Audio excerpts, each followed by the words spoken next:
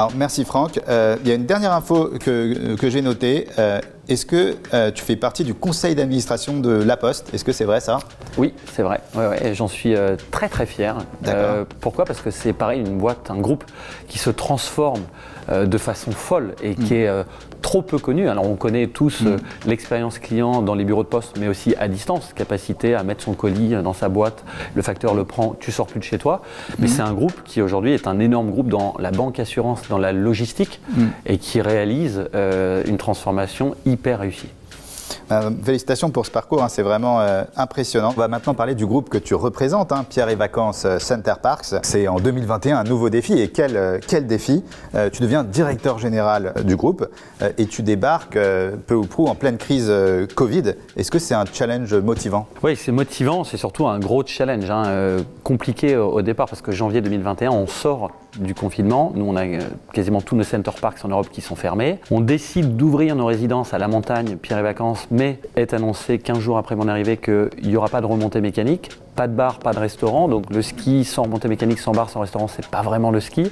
Donc c'est une période compliquée où jusqu'à la réouverture vers mai-juin, il y a 4 mois à gérer une immense crise et en vraie solidarité avec tous les salariés de ce groupe, gérer la trésorerie et puis se projeter en disant on sait que ça va repartir, on ne sait pas quand et donc on gère au mieux. Donc c'est effectivement un vrai challenge. Ouais. Et alors justement, l'activité touristique là, a repris. Est-ce que les chiffres d'été ont été meilleurs? Oui, les chiffres d'été, ils ont été meilleurs. On a fait plus 15%, plus 17% par rapport à l'été 2020. D'accord. Et puis surtout, quand on se compare à la dernière année de référence, 2019, d'accord. Si je prends Center Parcs, ça fait plus 15% par rapport à 2019. D'accord. Il n'y a pas beaucoup d'acteurs dans le tourisme qui peuvent dire ça. Donc là, vraiment, c'est booming parce que les gens... C'est le travel revenge, on appelle ça. C'est le travel revenge. Les gens veulent profiter, ils veulent passer du bon temps en famille et entre amis, mais ils veulent le faire plus proche de chez eux et dans une expérience de tourisme qui a du sens, qui a de l'authenticité. Se rapprocher de la nature, c'est un truc dont ils sont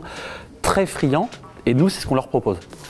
Et quels sont alors les objectifs du groupe aujourd'hui? Très clair, on est aujourd'hui le leader européen de ce qu'on appelle le tourisme de proximité. Tourisme de proximité, c'est un tourisme aller à peu près 3 heures de chez toi. D'accord. Tu vas en voiture ou en train. Donc c'est vraiment un tourisme accessible, proche.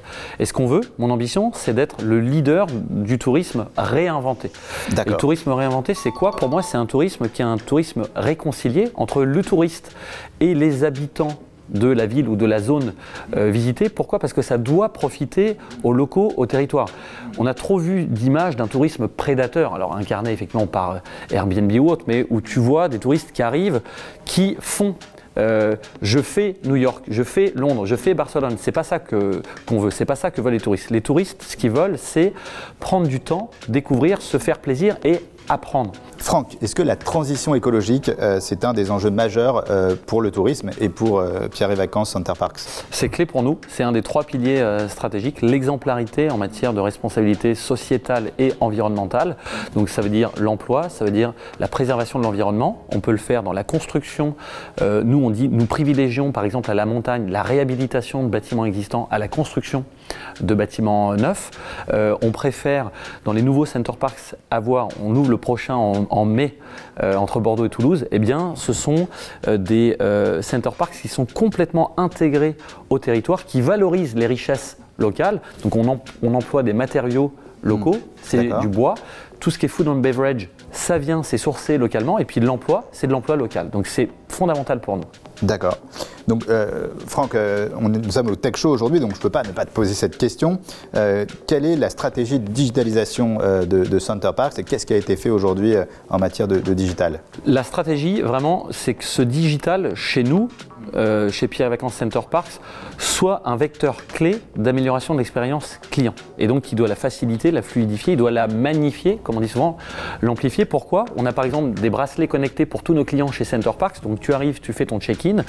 Tu as fait ton check-in online avant. Du coup, quand tu arrives dans un Center Parc, ça te prend à peu près 1 minute et demie. Le temps qu'on te remette le petit leaflet, qu'on te donne 2-3 indications. Il n'y a pas la petite demi-heure d'attente à la réception. Il n'y a pas la demi-heure d'attente. Et puis, tu as ton bracelet connecté que tu distribues aux enfants. Et avec ce bracelet connecté, qui fait aussi office de wallet, ils peuvent évoluer librement, les enfants, aller à l'Aquamundo, aller au bowling, aller à la ferme. Géolocalisé? Alors, tu peux les géolocaliser, surtout en tant que parent, tu peux doter, alimenter leur porte-monnaie de 10, 20 euros pour dire, voilà, tu donnes une vraie autonomie. Et c'est ça aussi le plaisir de ces vacances en famille. Donc nous, la digitalisation, elle a pour but vraiment de fluidifier et d'amplifier cette expérience client dans tous nos sites. Et on est, je le dis avec, en toute humilité, on est très en avance par rapport à la moyenne des acteurs du secteur sur cette digitalisation de l'expérience client. On l'a dit, hein, tu es en poste depuis presque 1 an, donc chez Pierre et Vacances. C'est quoi pour toi le bilan de cette première année? Le bilan, ça a été de résoudre chacun des gros sujets qu'avait le groupe, en particulier après cette crise de Covid, un par un. On a eu un sujet de liquidité, de financement. Ensuite, on a un sujet de capitaux propres maintenant. Il était important aussi, quand tu es dans une crise, de savoir qu'est-ce que tu vas faire au-delà de la crise. Où est-ce que tu seras dans 5 ans? Parce que c'est ça l'élément de motivation de tout le monde, de tous les salariés. Et donc on a écrit ensemble une stratégie qui s'appelle Réinvention 2025 et qui nous projette avec derrière une equity story, un business plan. Et donc c'est cette equity story qui est aujourd'hui partagée avec des nouveaux investisseurs qui vont arriver au capital du groupe. Et donc il y a vraiment une nouvelle page qui s'écrit pour ce groupe.